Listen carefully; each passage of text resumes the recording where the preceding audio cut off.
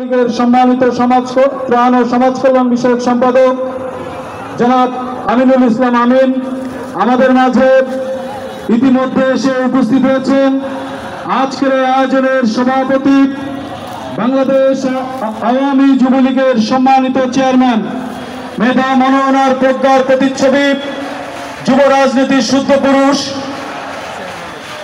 বাংলাদেশ আওয়ামী যুবলীগের প্রতিষ্ঠাতা চেয়ারম্যান শহীদ শেখ ফজলুল হক মনির সুযোগ্য উত্তরসূরি,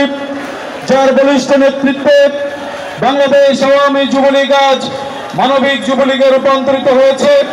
যার পরশে যুবলীগ আজ টেকনাফ থেকে তেঁতুলিয়া, রূপসা থেকে পাথুরিয়া